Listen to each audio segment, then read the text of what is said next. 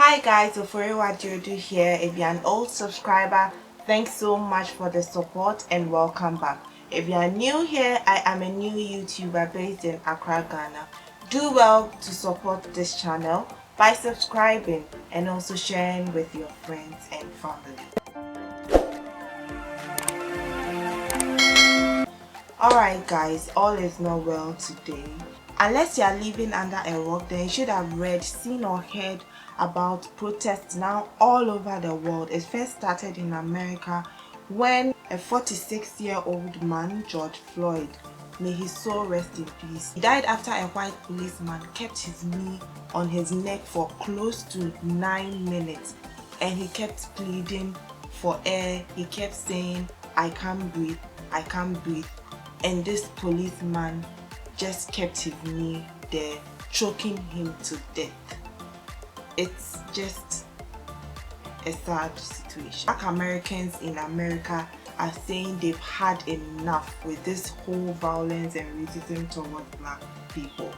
The blacks are saying that we are tired, we are not taking this anymore. This stops today, and they are demanding for justice. Now people across the globe has joined in because racism is not just happening in America, it's happening all over the world.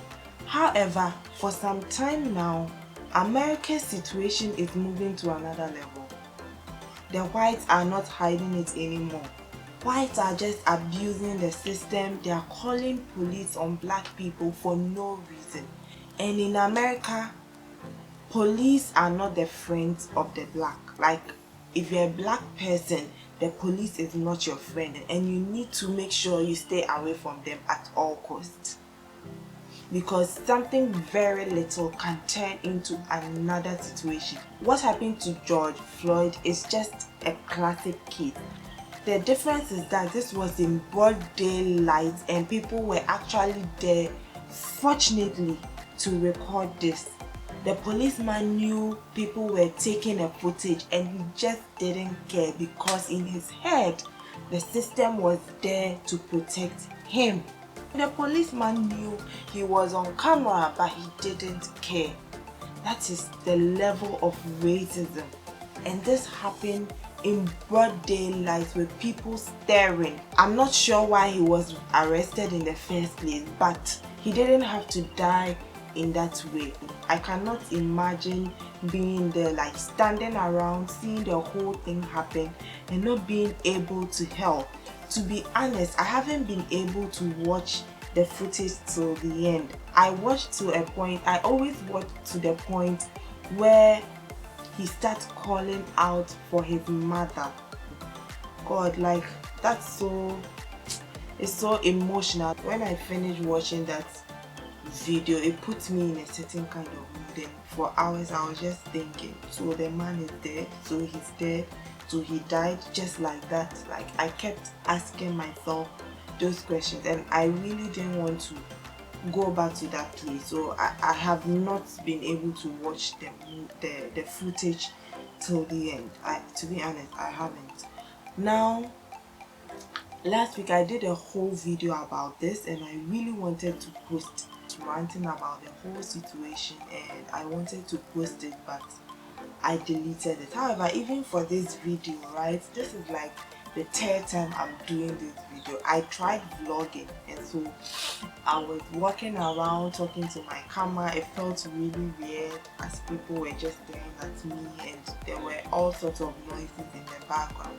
Then I did a sitting setup in front of my house and it was worse because now I was in my area and so people kept interrupting, disrupting, and the noise too, it was just too much. So I had to redo this all over again now in my little ghetto.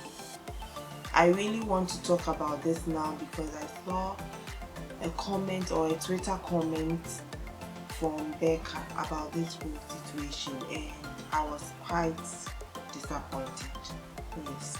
Let me just read that comment and then we take it from there. So I read, "You are here in Africa fighting and advocating racism in the US, but in your own church or home, you are criticizing and judging people criticizing and judging someone for marrying a fellow African because they are not from your hometown, country or church. Damn hypocrites. But some celebrities also did well to reply here. This is from Lydia Forston, and I read, I believe you can dedicate your platform to speak on tribalism and give it the attention you feel it deserves without denigrating the voices of those speaking against racism. That's a good one. For me, I had no idea she was facing any tribalism. Becca has been married for how many years now? 2 years now. And you never came out to say anything. So why now? And what is the link between tribalism in Africa and Africans being hypocrites and someone being choked to death for no reason? What is the link? I'm a bit lost here. Becca, this was not the time nor the place. Again, I want to talk about this issue because as Ghanaians, should we be bothered? Yes, we should be bothered. We should be bothered because we like to travel a lot. Let's be honest. Some of us, America is our dreamland. Even if we don't want to live there, we want to be able to travel and visit there someday. And if this land is no longer safe just based on the fact that you have a different skin color, you have a dark skin color, then there is a problem. You should be concerned. And we should stand with them in protest. How many of us have cousins, brothers, uncles, siblings in America? How many of us have family members in America? Are you not worried? This could have been anyone, any black person.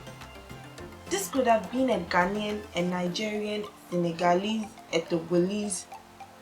This is an American by blood and by birth. He is not someone who migrated on his own. This is someone who was born and bred there, who has his ancestral history in America. And this man was killed for no reason. Could you imagine in the case of a Ghanaian or a Nigerian? Can you imagine how many of us have been treated this way in this land and we have no idea, we don't know where they are? Like, it triggers a lot of thoughts in my head, and for me, I think we all need to stand up against this. It is a matter of concern to Ghanaians, and not just in America but all the other parts of the world, because we travel a lot. Ghanaians migrate a lot. And so anything involving blacks fighting for their rights and their freedom, as Ghanaians, we should be concerned. I'm not advocating for us to leave, but you know, regardless, people will leave. We know the extent that people go just to travel to these countries. Let us not pretend. The little we can do is showing our support on social media by putting out a tweet, putting out pictures, the comments we pass on social media. It all shows solidarity. Also, I've heard some comments suggesting that Black Americans should move to Africa because we are ready to accept them and there are a lot of opportunities here for them and they have another place here in Africa. They have another family here. Yes, I do agree. They can always come here whenever they want. We have a very peaceful country, you know, a lot of love to share. In Africa, the police is your friend. And so yes, this is a very good option for them. But are we saying they shouldn't fight for their home? Africans were here minding their own business when the whites came from wherever they came from, managed to ship us off to their countries, to make us slaves, used us, abused us, and generations have come from these people that were shipped off. These people have lived there all their life. They were born and bred there. They have their history, their ancestral history, their roots and everything in this country, and you're saying they should move? This is their home we are talking about. Let me bring it to our level. A lot of us are living in Accra, but we are not necessarily Ghanaians. We migrated from different parts of Ghana and we've settled here in Accra.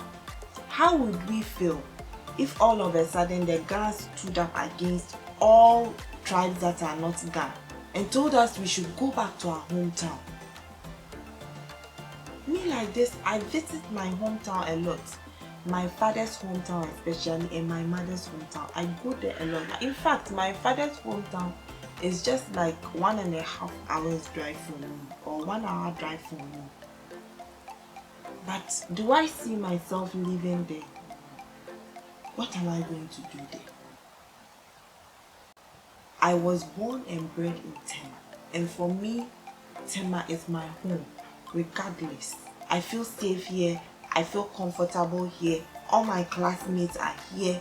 Like, I know my way around Tema. Like, I feel, very confident when I'm in Tema. I know nothing will happen to me when I'm in. That is home. But when I go to my father's hometown, I'm very cautious. That is my hometown, but for me, that is not my home. And so if you tell these people to move and come to Africa because Africa is their home, I do not agree with you. What are you saying? Is this not the same Africa? Even, let me just narrow it down to Ghana. Just last year was the year of return, and there was a lot of campaigns done by the government. A lot of light was thrown on Ghana, and a lot of Americans, Jamaicans were coming to Ghana. Blacks all over the world were coming to Ghana. There was a lot of promotion done by the government outside the country to get these people to come here. And what happened? Prices were hijacked. Prices just shot up. Just common buffet. One of the celebrities was ranting on the internet. I think it's Beverly Afagbo. Yes, about how Golden Tulip had increased their prices, and it was like twice the normal price. Twice or more the normal price. Is it not the same Ghana that hotel bills, hotel rooms went high? Like everything was on the high side. People came here to spend like a month, but they ended up going after 10 days because it was so expensive. They couldn't afford to live here. Is it not the same Ghana? Now you are inviting them to come so that you can rip them off as usual. Please, let's be honest. There are a lot of work we need to do even within ourselves as black. That mentality that someone is coming from the Western world and the person is bringing money, so you find and devise means of getting some monies from them. It has to stop. This could have been a great opportunity for them to move back, but them moving to Africa is another level on its own. It's not a child's play. Being able to move from the Western world to Ghana, to, I don't know about the other parts of Africa, but to Ghana and make like sustainable income is not a child's play. Regular sustainable income that you know that month on month at all costs this money will come. It's not a child's play. It takes a lot, and I applaud all those that have relocated to Ghana. But let's be honest, it's not a child's play. So don't just sit there and say, oh, you can relocate to Ghana and you can relocate back to Africa and there are a lot of opportunities. We as people, it's like we are ready. Ghanaians are very nice. Please don't get us wrong. We are very nice people, and we'll give you all the help you need. But at a fee, we take money for everything, and we've already done the calculation in our head. So if you don't give us the money, we'll find one way or the other to get that money from you. That's my 2 cents on that. The impact of this on our youth living outside. Now this brings me to the unfortunate incident that happened in Afranco, where a tenant was shot and killed by his landlord because his rent was due. Another unfortunate incident.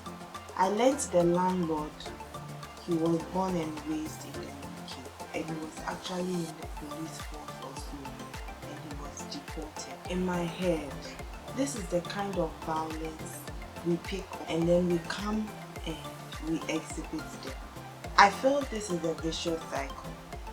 The whites are doing the worst to us, and we in turn are doing the worst to ourselves. That's where my concern is. And this is why we need to really fight violence totally out of our system. People are living in fear of the police or the gate. Last year I read about a 50-year-old Ghanaian being stabbed.